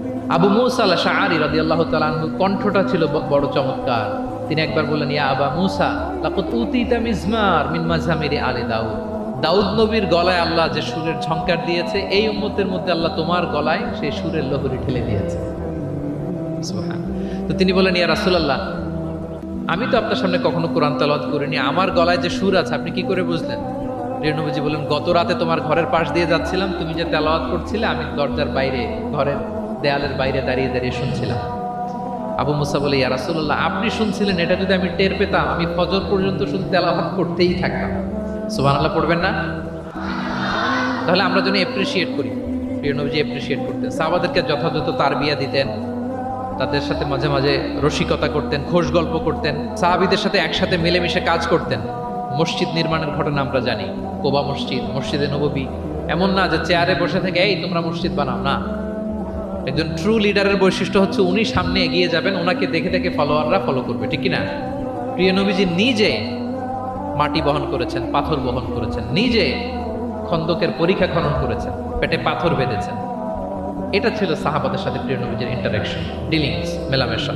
এবার আমরা একটু দেখি যে প্রিয় নবীর যারা খাদেম ছিলেন, কর্মচারী ছিল, তাদের সাথে কেমন আচরণ ছিল। আমরা তো আমাদের বাসায় পান থেকে চুন খসলেই হাত তুলে ফেলি কাজের লোকদের গায়ে, এরকম দেখি না আমরা? দেখেছেন পত্রপত্রিকায় খুব বেশি মানুষের অধিকার নিয়ে কথা বলে, মানবাধিকার কর্মী, কিন্তু ঘরের গৃহকর্মী যারা আছে পিটিয়ে একেবারে পিঠ লাল করে ফেলছে, এরকম দেখি না আমরা? কথার কাজের কোনো মিল নাই। কিন্তু প্রিয় নবীজির বায়োগ্রাফি যদি আমরা স্ক্যান করি তাহলে দেখবো, আম্মা জান আয়েশা রাদিয়াল্লাহু তাআলা আনহা বলেন, তিনি কখনো তার কোনো কর্মচারীর গায়ে হাত তোলেননি। আরে হাত তোলা তো দূর কি বাত, তিনি কটু কথাও বলেন নাই, ধমকও দেন নাই। সরাসরি ওনার খাদেম আনাস রাদিয়াল্লাহু তাআলা আনহুর জবানবন্দি শুনুন। ডিরেক্ট কারো ব্যাপারে জানতে হলে আপনি তার ড্রাইভারের কাছ থেকে খোঁজ পাবেন, কর্মচারীর কাছ থেকে খোঁজ পাবেন, মানে ঘরের কাজের বুয়ার কাছ থেকে খোঁজ পাবেন, দারোয়ানের কাছ থেকে খোঁজ পাবেন। বিশ্বনবীর দারোয়ান বা কর্মচারীর কাছ থেকে শুনেন ওনার আচরণের ব্যাপারে। আনাস রাদিয়াল্লাহু তাআলা আনহু বলেন, আমি 1 বছর 2 বছর নয়, টানা 10 বছর বিশ্বনবীর খাদেম ছিলাম। কয় বছর? এই 10 বছরের এই লং পিরিয়ড অফ টাইমে কখনো তিনি আমার কোনো কাজে বিরক্ত হয়ে এই শব্দটা বলেন নাই।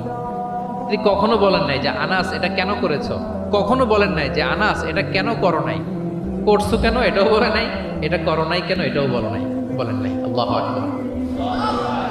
একবার তিনি ওনার একটা জামা আনতে পাঠালেন আনাসকে, যে আনাস আমার এই জামাটা নিয়ে আস। ছোট্ট আনাস আনতে যে মদিনার রাস্তায় দেখে যে বাচ্চারা খেলাধুলা করে, জামা আনার কথা ভুলে যে সেও বাচ্চাদের সাথে খেলা দেখতে আরম্ভ করছে। এখন আল্লাহ রাসূল সাল্লাল্লাহু আলাইহি ওয়াসাল্লাম অনেকক্ষণ বসে আছেন, কি আমার জামা তো আসে না, আনাসও আসে না, ঘটনা কি? আসে না। তিনি বললেন যে যাই, কি আর করা, নিজের জামা নিজেই নিয়ে আসি। বের হলেন, বের হয়ে দেখেন মদিনার এক গলির মধ্যে মদিনার অন্যান্য বাচ্চাদের সাথে প্রিয় নবীজির আনাস সেখানে দাঁড়িয়ে আছে। তিনি চোখ বড় করলেন না, চোখ লাল করলেন না, ধমক দিলেন না, শাসালেন না, উনিও আস্তে করে আনাস রাদিয়াল্লাহু তাআলা আনহুর পিছনে যে দাঁড়িয়ে রইলেন। দেখেন খেলা দেখে, এদিকে দেখে ওদিকে দেখে, দেখতে দেখতে হঠাৎ আনাস রাদিয়াল্লাহু দেখেন যে পিছনে কে দাঁড়িয়ে আছে? স্বয়ং প্রিয় নবীজি দাঁড়িয়ে আছে। উনি ভয় পেয়ে গেলেন। আল্লাহ রাসূল সাল্লাল্লাহু আলাইহি সাল্লাম আনাস রাদিয়াল্লাহু তাআলা আনহুকে কিছুই বললেন না, ধমক দিলেন না, শাসালেন না, পিট্টি দিলেন না, জাস্ট এ স্মাইল, শুধু একটা মুচকি হাসি দিলেন। কি দিলেন? আনাস রাদিয়াল্লাহু তাআলা আনহু বলেন, সেদিনের বিশ্বনবীর সেদিনের মুচকি হাসির শাসন মৃত্যুর আগ পর্যন্ত আমাকে সোজা পথে রেখেছে। তাহলে প্রিয় বন্ধুরা, শাসন করতে জানলে বেদ দিয়ে শাসন করতে হয় না, গায়ে হাত তুলতে হয় না, ধমকাতে হয় না। শাসন করতে জানলে সামান্য একটা মুচকি হাসি দিয়ে শাসন করা যায়, ঠিক কিনা বলেন? কর্মচারীদের সাথে বিশ্বনবী সাল্লাল্লাহু আলাইহি ওয়াসাল্লামের আচরণ ছিল ঠিক এমন। এবার আমরা দেখি স্ত্রীদের সাথে কেমন আচরণ করতেন তিনি। স্ত্রীদেরকেও তিনি আগে সালাম দিতেন। স্ত্রীদেরকে কি করতেন? আগে সালাম দিতেন। আমাদের মধ্যে একটা ভুল বোঝাবুঝি আছে, আমরা অনেক সময় মনে করি যে না, স্ত্রীদের হয়তো আগে সালাম দিতে হবে, স্বামীরা সালাম দিবে না, এরকম একটা টেন্ডেন্সি থাকে। এটা ভুল। সবাইকে আগে সালাম দেওয়ার একটা কম্পিটিশন আমাদের মধ্যে থাকতে হবে। সালাম মানে হচ্ছে শান্তি। সালাম মানে কি? শান্তি। আপনি যদি ঘরে শান্তি ঢুকাতে চান, আগে সালাম দিবেন। আমাদের ঘরটা, আমাদের প্রত্যেকের পরিবার, ঘর, সংসার এটা শান্তিময় হোক, বলুন তো আমরা চাই কি চাই না? তাহলে এই ঘরে আমরা সালাম ঢুকাবো। কি ঢুকাবো? আওয়াজ করে সবাই বলুন, কি ঢুকাবো? ঘরে যেই প্রথমে কি কি কি করবো আমরা? ঘরে যেই আমরা সালাম দিয়ে ফেলবো, আসসালামু আলাইকুম। দেখবেন যে কোনো ঝগড়া নাই, কোনো অশান্তি নাই। অনেকে বলে যে হুজুর ঘরের ভেতরে শুধু অশান্তি, অনেক অশান্তি, অনেক ঝগড়া। এরকম হয় আপনাদের? আপনাদের হয়? এর কারণ হচ্ছে শান্তির পয়গাম আমরা ঘরে ঢুকাই নাই। শান্তির পয়গাম আমরা ঘরে ঢুকাই নাই। ঘরে ঢুকে আমরা সালাম দিব। প্রিয় নবীজি আগে সালাম দিতেন। আম্মা জান আয়েশা বলেন যে অনেক চেষ্টা করেছি আমি দিব, লুকিয়ে থাকতাম মাঝে মাঝে, কিন্তু অনেক দূরে থেকে বিষ্ণুনবী বলে ফেলতেন আসসালামু আলাইকুম রাহমাতুল্লাহ। স্ত্রীদেরকে আগে সালাম দিতেন। মসজিদ থেকে, নামাজ থেকে বের হয়ে স্ত্রীদেরকে ঘর পর্যন্ত পৌঁছে দিতেন। ঘরের ছোটখাটো কাজে তিনি সহায়তা করতেন। নিজের জামা সেলাই করতেন, মাঝে মাঝে জামা থেকে, চুল থেকে উকুন বের করতেন, হাদিসে আছে। ছাগলের দুধ নিজে দহন করতেন, হাদিসে আছে। সাংসারিক কাজে সহযোগিতা করতেন এবং খুবই হৃদ্যতাপূর্ণ সম্পর্ক ছিল স্ত্রীদের সাথে। আম্মা জান আয়েশা রাদিয়াল্লাহু তাআলা আনহা কোনো পেয়ালার যেই জায়গা থেকে দুধ পান করতেন, ঠিক পেয়ালাটা নিয়ে ওই জায়গা থেকে প্রিয় নবীজি দুধ পান করতেন। আম্মা জান আয়েশা রাদিয়াল্লাহু তাআলা আনহা কোনো গোশত বা হাড্ডি কিছু অংশ খেয়ে রেখে দিলে প্রিয় নবীজি ওইটা নিয়ে ওখান থেকে খাওয়া শুরু করে দিতেন। মাইমুনা রাদিয়াল্লাহু তাআলা আনহা এবং প্রিয় নবীজি, ওনার স্ত্রী আমাদের আম্মা জান, একই মগ দিয়ে, একই বালতি থেকে একসাথে শেয়ার করে গোসল করেছেন, হাদিসে এসেছে। কত মধুর সম্পর্ক ছিল। একবার আয়েশা রাদিয়াল্লাহু তাআলা আনহাকে নিয়ে তিনি একটা সফরে বেরিয়েছেন।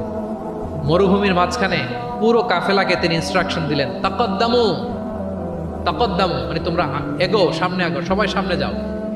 পুরো কাফেলা সামনে চলে গেল। এবার মরুভূমির মাঝখানে কেউ নাই, প্রিয় নবীজি আর আয়েশা রাদিয়াল্লাহু তাআলা। আল্লাহ রাসূল সাল্লাল্লাহু আলাইহি ওয়াসাল্লাম বললেন যে আয়েশা, চলো আমরা একটু দৌড় প্রতিযোগিতা করি, দেখি কে কার আগে দৌড়াতে পারে। তো দুজনেই দৌড়ালেন। ওই সময়টাতে আম্মা জান আয়েশা রাদিয়াল্লাহু তাআলা আনহা বয়স কম ছিল, একটু গড়নে পাতলা ছিলেন। উনি দৌড়ে ফার্স্ট হয়ে গেলেন, আগে চলে গেলেন। প্রিয় নবীজি পেছনে পড়ে রইলেন। ঠিক একই ঘটনার অবতারণা ঘটলো আরো কয়েক বছর পরে আরেক সফরে। আবারও প্রিয় নবীজি সবাইকে বললেন তাকাদ্দামু তাকাদ্দামু, মানে পুরো কাফেলা সামনে যাও। কাফেলা আবার সামনে চলে গেল। মাঝ রাতে প্রিয় নবীজি আবার আম্মা জান আয়েশাকে বললেন যে আয়েশা, চলো আজকেও আমরা একটু দৌড় প্রতিযোগিতা করি। কিন্তু কয়েক বছরের ব্যবধানে আম্মা জান আয়েশা রাদিয়াল্লাহু তাআলা আনহা তখন একটু হেলদি হয়ে গেছেন, আগের মতো আর জোরসে দৌড়াতে পারছেন না। ওই দিন প্রিয় নবীজি আম্মা জান আয়েশাকে পেছনে ফেলে তিনি সামনে চলে গেলেন। আম্মা জান আয়েশা রাদিয়াল্লাহু তাআলা আনহা পেছনে পড়ে রইলেন। তো প্রিয় নবীজি আয়েশা রাদিয়াল্লাহু তাআলা আনহাকে বলেন, ইয়া আয়েশা হাদিহি বিতিলকা সাবকা, ওই যে বছর কয়েক আগে তুমি আমাকে হারায় দিছিলে, আজকে তোমাকে হারায় দিলাম। 3-4 বছর আগে তুমি হয়ে গেছিলা চ্যাম্পিয়ন, আমাকে হারাই দিছো, আজকে ওটার শোধবাদ করে নিলাম, সমান সমান হয়ে গেল। আল্লাহু আকবার! কি সুমধুর, কি অমায়িক, কি জান্নাতি সম্পর্ক ছিল। তাই বলে স্বামী স্ত্রীর মাঝে যে কোনো খুনসুটি, মিষ্টি ঝগড়া, মনোমালিন্য চলতো না এমনটা না, চলতো। সবার জীবনেই থাকে এটা, প্রিয় নবীজির জীবনেও ছিল। তো তখন আল্লাহ রাসূল সাল্লাল্লাহু আলাইহি ওয়াসাল্লাম বলতেন, আয়েশা ইন্নী লা আ'লাম ইযা কুনতি আন্নী রাদিয়া ওয়া ইযা কুনতি আলাইয়া গাদবা। আয়েশা, আমি কিন্তু টের পাই কখন তুমি আমার প্রতি খুশি আর কখন তুমি আমার উপর রেগে আছো, আমি কিন্তু বুঝে ফেলি। তা আম্মা জান বলেন যে আপনি কি করে বোঝেন? রাসূল সাল্লাল্লাহু আলাইহি ওয়াসাল্লাম বললেন, যখন তুমি আমার উপর রেগে থাকো তখন দোয়া করার সময় তুমি বলো রব্বি ইব্রাহিম, মানে হে ইব্রাহিমের রব আপনি আমাদেরকে ক্ষমা করেন, হে মুসার রব আপনি আমাদেরকে ক্ষমা করেন। আর যখন তুমি আমার উপর খুশি থাকো তখন দোয়ার সময় তুমি বলো রব্বি মুহাম্মদ, হে মুহাম্মদের রব আপনি আমাদেরকে ক্ষমা করেন, হে মুহাম্মদের রব আপনি আমাদের উপর দয়া করেন। মানে তুমি যখন রেগে থাকো তুমি ইচ্ছে করে আমার নামটা মুখে নিতে চাও না, আমি কিন্তু বুঝে ফেলি। আম্মা জান আয়েশা বলেন, ইয়া রাসূলুল্লাহ মা আহজুরু ইল্লা ইসমাক, আমি তো শুধু আপনার নামটাই বাদ দেই, মুখ থেকেই বাদ দেই, কিন্তু আমার হৃদয় থেকে তো কখনোই আপনাকে সরাতে পারি না। হৃদয়ে সবসময় আপনি থাকেন ইয়া রাসূলুল্লাহ। তাহলে প্রিয় বন্ধুরা, স্ত্রীদের সাথে, ওনার তো অনেকগুলো স্ত্রী ছিল, এই স্ত্রীদের সাথে ওনার কেমন আচরণ ছিল আমরা বুঝতে পারলাম। এবার আমরা একটু দেখি যে প্রতিবেশীদের সাথে প্রিয় নবীজির আচরণ কেমন ছিল। আল্লাহ রাসূল সাল্লাল্লাহু আলাইহি ওয়াসাল্লাম সবসময় প্রতিবেশীদের সাথে অত্যন্ত ভালো আচরণ করতেন। তিনি বলতেন, মান কানা ইউমিনু বিল্লাহি ওয়াল ইয়াউমিল আখির ফালইউকরিম জারা, যে আল্লাহ বিশ্বাস করে এবং আখিরাতে বিশ্বাস করে সেজন্য প্রতিবেশীর সাথে ভালো আচরণ করে, প্রতিবেশীকে যেন সম্মান করে। এবং আবু যার গিফারি রাদিয়াল্লাহু তাআলা আনহুকে তিনি বলতেন যে আবু যার, তুমি যদি মারাক রান্না করো, মানে ঝোল, আমরা নেহারি খাই না গরুর পায়া দিয়ে, গরুর পায়া দিয়ে যে ঝোল রান্না করে এটাকে কি বলেন আপনারা? নেহারি। তো তিনি বললেন যে আবুজার যখন নেহারি রান্না করবে, ঝোল জাতীয় কিছু রান্না করবে, পানি একটু বেশি দিও, যাতে তোমার প্রতিবেশীর সাথে তুমি শেয়ার করতে পারো। প্রতিবেশীর ব্যাপারে কতটা কনসার্ন ছিলেন তিনি। এবং তিনি বলতেন লাইসাল মুমিন আল্লাযী ইয়াশবা ওয়া জারুহু জাইউন ইলা যামবি, সে ব্যক্তি মুমিন নয় যে নিজে পেট পুরে খায় কিন্তু তার প্রতিবেশীরা অভুক্ত থাকে, না খেয়ে থাকে। সে ব্যক্তি কখনো প্রকৃত মুমিন হতে পারে না। এবং মজার ব্যাপার হচ্ছে, ভালো আচরণের জন্য, সদাচরণের জন্য প্রতিবেশী মুসলিম হওয়া আবশ্যক নয়। রিপিট, আমি আবারও বলছি, ব্যাপারটা এমন না যে আমার মুসলিম প্রতিবেশী ভালো আচরণ করবো, আমার হয়তো বৌদ্ধ প্রতিবেশী বা হিন্দু প্রতিবেশী, এজন্য ওদের সাথে আমি ভালো আচরণ করব না। ব্যাপারটা কি এমন না। নেইবরের ক্ষেত্রে মুসলিম হোক অমুসলিম হোক, প্রতিবেশী হলেই তার সাথে আমাদের ভালো আচরণ করতে হবে। বিশ্বনবীর এক ইহুদি প্রতিবেশী ছিল, ইহুদি। তো সেই প্রতিবেশীর ছোট্ট একটা ইহুদি সন্তান ছিল, প্রায় বিশ্বনবীর কাছে এসে প্রিয় নবীজির টুকিটাকি কাজ করে দিতেন। তো হঠাৎ অনেক দিন হয়ে গেল ইহুদি ছেলেটা আসে না, তার কোনো দেখা নেই। প্রিয় নবীজি ভাবলেন হয়তো কোনো সমস্যা হয়েছে, তাকে দেখে আসে। তার বাড়িতে যেয়ে দেখলেন যে ছেলে বড্ড অসুস্থ, প্রচণ্ড অসুস্থ হয়ে কাতরাচ্ছে, বিছানায় শুয়ে আছে। রাসূল সাল্লাল্লাহু আলাইহি ওয়াসাল্লাম তার পাশে বসলেন, তার মাথায় হাত বুলিয়ে দিলেন এবং ইহুদি ছেলেটার দিকে তাকিয়ে বললেন আসলিম, অর্থাৎ তুমি ইসলাম ধর্ম গ্রহণ করো। দেখেন প্রিয় নবীজির স্ট্র্যাটেজি, দেখেন এই ছেলের সাথে অনেক দেখা হয়েছে, প্রিয় নবীজির বাসায় এসেছে, কাজ করে দিয়েছে, কিন্তু এই ইহুদির বাচ্চাটাকে কখনো দিনের দাওয়াত তিনি দেন নাই। কেন? কারণ তিনি একটা ভালো সময়ের অপেক্ষা করতেছিলেন। তিনি দেখলেন যে this is the right time to give দাওয়া, এখনই সুন্দর সময়, কারণ সে অসুস্থ অবস্থা, একের মুমূর্ষ কাতর, এখন দাওয়াত দিলে এটা কাজে লাগে। তিনি বললেন আসলিম, ইসলাম ধর্ম গ্রহণ করো। তো পাশেই তার ইহুদি বাবা দাঁড়িয়েছিল। ফানাযারা ইলা ওয়াজহি আবি, এটা বলার সাথে সাথে ইহুদির ছেলেটা বাবার দিকে তাকালো যে দেখি বাবা কি বলে। তার বাবা, ইহুদি বাবা বলতে আরম্ভ করলো আতি আবুল কাসেম, মানে আবুল কাসেম যা বলে তুমি তাই শোনো। প্রিয় নবীজির প্রথম সন্তান হচ্ছে কাসিম। আমাদের দেশে হয় না যে বড় মেয়ের নাম ধরেন যে সুমাইয়া, তো বলে যায় সুমাইয়ার বাবা, সুমাইয়ার বাবা বলে না। বা ধরেন যে ছেলের নাম, বড় ছেলে আব্দুল্লাহ, বলে যায় আব্দুল্লাহর বাবা কোথায়। আরবেও এই প্রচলনটা ছিল। রাসূল সাল্লাল্লাহু আলাইহি ওয়াসাল্লামের প্রথম সন্তানের নাম ছিল কাসিম, তো ফলে ওনাকে ডাকা হতো কাসিমের বাবা তখন পর্যন্ত, আবুল কাসিম, আবুল কাসিম। ইহুদি বলে, ছেলেটাকে বলে আতিয়া আবুল কাসিম, মানে আবুল কাসিম যা বলে তাই শোনো। এবার রাসূল সাল্লাল্লাহু আলাইহি ওয়াসাল্লাম দেখলেন যে এখনই তো সুযোগ, তিনি পড়তে আরম্ভ করলেন যে তুমি আমার সাথে সাথে পড়ো। এবার ছেলেটা পড়তে আরম্ভ করলো আশহাদু আল্লা ইলাহা ইল্লাল্লাহ ওয়া আশহাদু আন্না মুহাম্মাদান আবদুহু ওয়া রাসূলুহু। রাসূল সাল্লাল্লাহু আলাইহি ওয়াসাল্লাম বের হয়ে আসলেন আর পড়তে আরম্ভ করলেন আলহামদুলিল্লাহিল্লাযী আনকাযাহু মিনান নার, প্রশংসা সে আল্লাহর যে আল্লাহ তাআলা যে কিছুক্ষণ আগে জাহান্নামের পথযাত্রী ছিল তাকে এই শাহাদাতের মাধ্যমে মুহূর্তেই জান্নাতি বানিয়ে দিলেন। মুহূর্তেই এই ইহুদি ছেলেটাকে জান্নাতে বানিয়ে দিল কে? দেখেন প্রতিবেশীর সাথে প্রিয় নবীজির কেমন আচরণ, সবসময় প্রতিবেশীর খোঁজ রাখি। তো আমরা আমাদের আশেপাশে যারা আছে একটু যেন খোঁজ রাখি। এখন তো এই যে অ্যাপার্টমেন্ট কালচারে কে প্রতিবেশী কার দরজা খোলা, কে কোন দিকে থাকে আমরা জানি না। তো সুযোগ হলে আমার আশেপাশে যারা আছে আমরা যেন একটু খোঁজ রাখি, সুস্থ আছে কিনা, তাদের কোনো ধরনের সমস্যা হচ্ছে কিনা, কোনোভাবে আমি তাদের কাজে লাগতে পারি কিনা, ফিনান্সিয়ালি সাপোর্ট অথবা পরামর্শ দিয়ে হলো আমরা যেন তাদেরকে সাপোর্ট করি। তাহলে প্রতিবেশীর সাথে প্রিয় নবীজির বিহেভিয়ার কেমন ছিল আমরা জেনে গেলাম। এবার আমরা জানবো যুদ্ধবন্দীদের সাথে প্রিয় নবীজির কেমন আচরণ ছিল। পিওডব্লিউ, প্রিজনার অফ ওয়ার। আমরা তো আবু গারিব কারাবারের কথা শুনেছি, আবু গারিব শুনেছি না? গুয়ান্তানামো বে, আয়নাঘর, এটা তো সবাই শুনেছি। আয়নাঘরের নাম শোনেন নাই? কি ধরনের নির্যাতন হয়েছে সেখানে, যারা বেরিয়ে আসছে তাদের কথা যখন আমরা শুনেছি আমাদের গা শিউরে উঠেছে। যুগে যুগে যুদ্ধবন্দীদের সাথে মানুষ কেমন আচরণ করতো। আয়নাঘরেরা তো আর যুদ্ধবন্দী নয়, তো এদেশের স্বাধীন নাগরিকদের উপর জুলুম করা হয়েছে, অপারেশন চালানো হয়েছে। তো যুদ্ধবন্দীদের সাথে প্রিয় নবীজির আচরণ কেমন ছিল আমরা যদি একটু দেখি, কম্পেয়ার টু এই আবু গারিব, গুয়ান্তানামো বে, এই সমস্ত আয়নাঘরের যে ইনসিডেন্ট আমাদের সামনে আছে, এটাকে একটু সামনে রেখে যদি দেখি যে যুদ্ধে যদি কেউ বন্দী হতো প্রিয় নবীজির হাতে, উনি কি আচরণ করতেন। আমরা যদি বদরের যুদ্ধ শেষে যারা বন্দী হয়েছে তাদের ঘটনা দেখি, দেখবো যে প্রিয় নবীজি সাহাবীদের মাঝে তাদেরকে ভাগ করে দিয়েছেন এবং সব সাহাবীদেরকে এই যুদ্ধবন্দীদের সাথে ভালো আচরণের নির্দেশ দিয়েছেন। সাহাবারাও এই নির্দেশনা অক্ষরে অক্ষরে পালন করেছে। তারা তুলনামূলক কম দামি খাবারটা খেয়ে যুদ্ধবন্দীদেরকে দামি খাবারটা খাইয়েছে। সুবহানাল্লাহ। একটা ছোট্ট ঘটনা শেয়ার করলে বুঝতে পারবেন যে প্রিয় নবীজি যুদ্ধবন্দীদের সাথে কেমন আচরণ করতেন। সুমামা ইবনে উসাল রাদিয়াল্লাহু তাআলা আনহু, উনি ইয়ামামার অধিবাসী ছিলেন। আল্লাহ রাসূল সাল্লাল্লাহু আলাইহি সাল্লামকে অ্যাসাসিনেট করার জন্য, মানে গোপনে হত্যার জন্য তিনি মদিনায় এসে সাহাবীদের হাতে ধরা পড়েন। সাহাবীরা ওনাকে মসজিদে নববীর পিলারের সাথে রশি দিয়ে বেঁধে রাখে এবং প্রিয় নবীজির কাছে তথ্যটি পৌঁছান যে ইয়া রাসূলুল্লাহ আপনাকে হত্যা করতে এসেছিল, আমরা তাকে ধরেছি, মসজিদে নববীর পিলারে বেঁধেছি। রাসূল সাল্লাল্লাহু আলাইহি ওয়াসাল্লাম তার কাছে গেলেন, তার খোঁজ খবর নিলেন, ইসলামের বিভিন্ন সুন্দর সুন্দর কথা, দ্য বিউটি অফ ইসলাম তার সামনে তুলে ধরলেন এবং সাহাবাদেরকে বললেন যে তাকে ভালো ভালো খাবার দাও। বাড়িতে এসে বললেন রুটি বানাও, জব দিয়ে রুটি বানিয়ে সুমামার জন্য পাঠাও। সুমামা প্রথমে রুটি খেলো। এরপরের দিন এক সাহাবীকে বললেন যে তুমি ওটের দুধ দহন করে গরম গরম দুধ তার জন্য নিয়ে যাও। এরপরের দিন সে দুধ খেলো। এভাবে প্রিয় নবীজি প্রতিদিন তার সাথে দেখা করেন এবং ইসলামের সুন্দর সুন্দর কথাগুলো তাকে শোনান। সুমামা তো অবাক যে তোমরা যুদ্ধবন্দীদের সাথে এমন আচরণ করো। সুমামা রীতিমতো অবাক যে জামাই আদর চলতেছে টানা 3 দিন।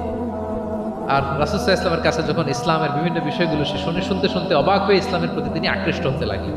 টানা 3 দিন তাকে যখন প্রিয় নবীজি দাওয়াত দিলেন, আপ্যায়ন করলেন, 3 দিন পরে প্রিয় নবীজি সাহাবাদেরকে বললেন যাও এবার মসজিদে নববীর ওখানে যে সুমামার দেহ থেকে রশিটা খুলে দাও। সাহাবারা বলেন ইয়া রাসূলুল্লাহ সে ভয়ঙ্কর খুনি, সে অত্যন্ত ভয়ঙ্কর, আপনি তাকে চিনেন না। প্রিয় নবীজি বলেন আমি যা বললাম তাই করো, যাও তার রশিটা খুলে দাও। সাহাবারা যে এবার সুমামার রশিটা খুলে দিলেন। সুমামা তখন মসজিদ থেকে বের হয়ে মসজিদে নববীর পাশে একটা কুয়া ছিল, ওই কুয়ার ওখানে যে গোসল করলেন, গোসল করে অজু করে আসলেন। এসে মসজিদে নবীর সামনে দাঁড়িয়ে সাক্ষ্য দিলেন আশহাদু আল্লাহ ইলাহা ইল্লাল্লাহ ওয়া আশহাদু আন্না মুহাম্মাদান আবদুহু ওয়া রাসূলুহু। এবার তিনি বললেন হে আল্লাহর রাসূল আমি সাক্ষ্য দিচ্ছি আল্লাহ ছাড়া কোনো ইলাহ নেই এবং আপনি আল্লাহর প্রেরিত রাসূল। তিনি বললেন হে মুহাম্মদ এতদিন আপনার চাইতে কোনো অপ্রিয় চেহারা আমার কাছে ছিল না, সবচেয়ে অপছন্দ করতাম আপনাকে, কিন্তু এই মুহূর্তে থেকে আপনার চাইতে কোনো প্রিয় ব্যক্তিত্ব আমার জীবনে আর নাই। হে মুহাম্মদ মদিনার চাইতে নিকৃষ্ট কোনো স্থান আমার কাছে ছিল না, কিন্তু আজ থেকে মদিনার চাইতে পবিত্র কোনো জায়গা আমার কলিজায় নাই। হে মুহাম্মদ আজ পর্যন্ত ইসলামের চাইতে অপছন্দনীয় কোনো ধর্ম আমার কাছে ছিল না, কিন্তু এই মুহূর্ত থেকে ইসলামের চাইতে কোনো প্রিয় ধর্ম আমার কাছে না। আল্লাহু আকবার, আল্লাহু আকবার। যুদ্ধবন্দীদের সাথে বিষ্ণু ইসলাম কেমন আচরণ করেছেন? ঘোর শত্রু প্রিয় নবীজির ফলোয়ারে পরিণত হয়েছে, পরম বন্ধুতে পরিণত হয়েছে। সম্মানিত সুধী, এটা ছিল বিষ্ণু ইসলামের আচরণ যুদ্ধবন্দীদের সাথে। ভিক্ষুকের সাথে কেমন আচরণ করতেন? প্রিয় নবীজির একটা অভ্যাস ছিল, কেউ কিছু চাইলে না করতে পারতেন না। ওনার ডিকশনারিতে না ছিল না। কি ছিল না? সবাই বলুন কি ছিল না? কেউ এসে কোনো ফরিয়াদি চাইবে, উনি বলবেন না, এটা উনি বলতে পারতেন। একবার ওনার কাছে মাত্র একটা জামা, কয়টা জামা? মাত্র একটা জামা। এক ফরিয়াদি এসে বললেন ইয়া রাসূলুল্লাহ আমাকে একটা জামা দেন। উনি তো না করতে পারেন না, ওইটাই খুলে দিয়ে দিলেন। এবার তো উনি পড়তেও পারেন না জামা, বাইরেও বেরোতে পারেন না, খালি গায়ে কি করবেন? আল্লাহ আয়াত নাযিল করলেন ওয়াল্লাযীনা ইযা আনফাকু লাম ইউসরিফু ওয়া লাম ইয়াকতুরু ওয়া কানা বাইনা যালিকা কাওয়ামা। এর অর্থ হচ্ছে যারা দান করে, দান হওয়া উচিত এমন, কৃপণতাও করবে না আবার অতিমাত্রাও করবে না, মাঝামাঝি। তো বুঝাতে চাইলেন নবী জামা যদি দুটো থাকতো তো একটা দিতেন, ছিল কয়টা? এটাই যে দিয়ে দিয়েছেন, এখন আপনি গায়ে রাখবেন কোনটা? আল্লাহু আকবার। কি রহমতের নবী, কি মায়ার নবী ছিলেন, না বলতে জানতেন না। এক নারী একটা চমৎকার চাদর বুনন করে সাজিয়ে প্রিয় নবীজির কাছে নিয়ে এসেছিলেন। তখন নবীজির জামা কাপড়ের খুব সংকট ছিল। ওই নারী এসে বলে ইয়া রাসূলুল্লাহ এটা উপহার হিসেবে আপনার কাছে এনেছি। প্রিয় নবীজি খুব খুশি হয়ে এটা গায়ে জড়ালেন, কারণ তখন জামা ছিল না খুব একটা। এই সুন্দর জামা দেখে এক সাহাবী এসে বলে ইয়া রাসূলুল্লাহ এই জামাটা আমাকে দেন। কি বলে? অন্য সাহাবারা রেগে গেলেন, এটা তুমি কাজটা ভালো করলে না, তুমি জানো যে নবীজির কাছে এখন জামা নেই, এটাই তুমি চাইলা। তখন প্রিয় নবীজি তো না করতে পারে না, ওই জামাটাই গা থেকে খুলে দিয়ে দিলেন। তো ওই সাহাবী বলে তোমরা কি জানো আমি কেন চেয়েছি? কারণ এই জামাটা নবীজির গায়ে লেগেছে, আমি চাই এই জামা দিয়ে আমার কাফন দেয়া হয়। এবং ঠিকই ওই সাহাবীকে এই জামা দিয়ে কাফন দেয়া হয়েছিল। ভিক্ষুকের সাথে কেমন আচরণ? একবার তিনি চাদর পরিহিত অবস্থায় রাস্তা দিয়ে হাঁটছিলেন, এক ভিক্ষুক এসে ওনার গায়ের চাদর ধরে এমন জোরে টান মারলেন, গলিদুল হাসিয়া, ওই চাদরের এই পাশে ডিজাইন করা ছিল, প্রিয় নবীজির ঘাড়ের এদিকে চামড়ায় দাগ পড়ে গেল। তিনি ব্যথা পেলেন এবং বললেন ইয়া মুহাম্মদ মুরলি মিন মালিল্লাহ, দাও কোষাগারে কি আছে ওখান থেকে আমারে কিছু দাও। মানে এটিকেট জানা, আদব নাই তার মধ্যে। আসছে ভিক্ষা করতে, আসছে কি করতে? ভিক্ষুকরা তো এমনি একটু অনুনয় বিনয় করে যে দেন আমার কাছে কিছু নাই, দয়া করে দেন। তো সেটা না করে, অনুনয় না করে সে আরো রাফ অ্যাটিটিউড করে এমন জোরে নবীজির চাদর ধরে টান দিলেন, ঘাড়ের এখানে চামড়ায় দাগ পড়ে গেল এবং বললেন যে হে মুহাম্মদ দাও কিছু দাও। রাসূল সাল্লাল্লাহু আলাইহি ওয়াসাল্লামের ওই যে হাতিয়ার, সবচেয়ে বড় হাতিয়ার কি ওনার? মুচকি হাসি। সবচেয়ে বড় হাতিয়ার কি? Just smile. আবার একটা মুচকি হাসি দিলেন, দিয়ে পাশে যারা ছিল বললেন যে যাও বাইতুল মাল থেকে তাকে কিছু সম্পদ দিয়ে দাও। সুবহান।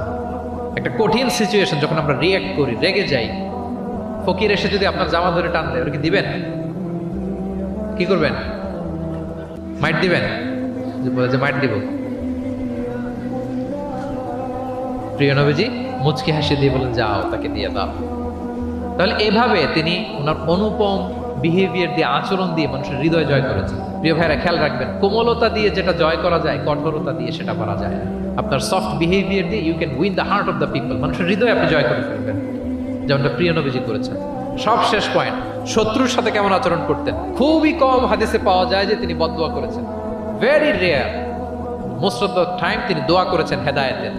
কিসের দোয়া করেছেন? হেদায়েতের দোয়া করেছেন। সাহাবারা একবার বলেন ইয়া রাসূলুল্লাহ, দাউস গোত্র খুব গাদ্দারি করেছে, একটু বদদোয়া করেন। হাত তোলেন। রাসূল হাত তুলে বদদোয়া না করে হেদায়েতের দোয়া করে দিলেন। বললেন যে আল্লাহুম্মা হদি দাউসান ওয়াতি বিহিম, আল্লাহ দাউসকে আপনি হেদায়েত দেন আর মুসলিম বানিয়ে আমার কাছে নিয়ে আসেন। ঠিকই প্রিয় নবীজির দোয়ার বরকতে দাউসের ৮০টা ফ্যামিলি মুমিন হয়ে কিছুদিন পরে প্রিয় নবীজির কাছে চলে এসেছে। আল্লাহু আকবার। সাকিব গোত্র হুনাইনের যুদ্ধে তীর মেরে মুসলমানদেরকে একেবারে শেষ করে দিচ্ছিল। সাকিফ, বনু সাকিফ। সাহাবারা আবার বলেন ইয়া রাসূলুল্লাহ, হাত তোলেন, একটু দোয়া, একটু বদদোয়া করেন, আল্লাহ যেন ওদেরকে ধ্বংস করে দেয়, আল্লাহ যেন ধ্বংস করে দেয়। রাসূল সাল্লাল্লাহু আলাইহি ওয়াসাল্লাম আবার দোয়া করলেন যে বাল আরজু আইয়ুখরিজাল্লাহু মিন আসলাবিহিম মান ইয়াবুদুল্লাহা ওয়াহদাহু ওয়া লা ইউশরিকু বিহি শাইআ। আমি তাদের হেদায়েতের জন্য দোয়া করি।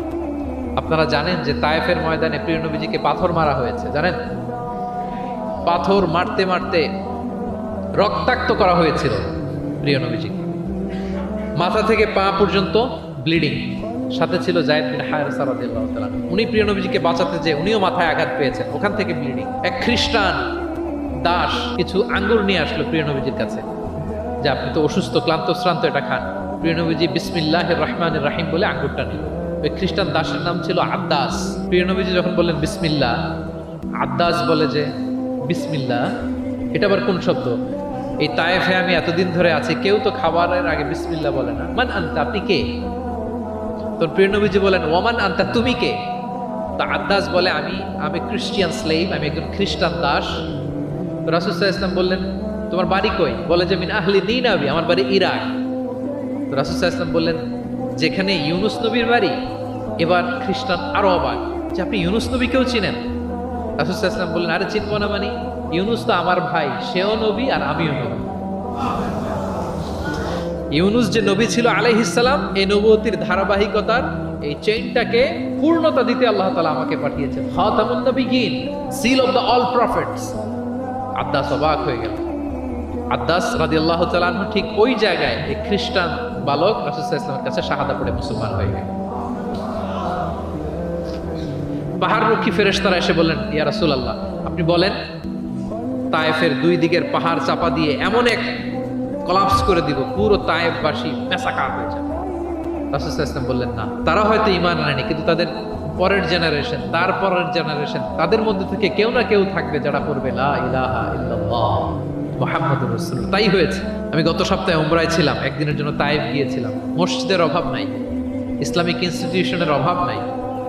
প্রিয় নবীজির সেই দোয়া সত্যিই বাস্তবায়িত হয়েছে। তায়েফবাসী তখন ঈমান আনে নাই, কিন্তু এখন লক্ষ লক্ষ মুসলিম কালেমার পতাকাবাহী বীর সেনানী তায়েফের জমিনে আছে না নাই? আছে। শত্রুদের সাথে তিনি এমন আচরণ করেছেন। উহুদের ময়দানে রক্তাক্ত হয়েছেন, দাঁত ভেঙেছে, হেলমেট ভেঙে দন্দন মোবারক শহীদ হয়েছে বিশ্বনবী। কিন্তু হেদায়েতের দোয়া করেছেন। তিনি বলেছেন আল্লাহুম্মা হদি কওমি ফাইন্নাহুম লা ইয়ালামুন, আল্লাহ আমার কওমকে আপনি মাফ করেন, ওরা চিনে নাই, বুঝে নাই। শুধু যে ক্ষমাই চাইছে আল্লাহর কাছে তা না, ওদের হয়ে এক্সকিউজ করতেছে।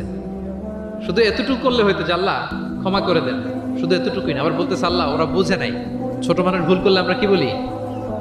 যে কেন ভুলটা করছে, কারণ বুঝে। ওর হয়ে আমরা ওকালতি করি। তো প্রিয় নবীজি বলতেছেন আল্লাহ তাদেরকে হেদায়েত দেন আমার কওমকে, কারণ ফাইন্নাহুম লা ইয়ালামুন, আমি যে নবী তারা চিনে নাই, তারা আমাকে চিনে নাই, তারা বুঝতে পারে নাই। এভাবে আল্লাহ রাসূল সাল্লাল্লাহু আলাইহি ওয়াসাল্লাম শত্রুদের সাথে যুদ্ধের ময়দানে আচরণ করেছেন। যুদ্ধের ময়দানে প্রিয় নবীজির কঠোর নির্দেশনা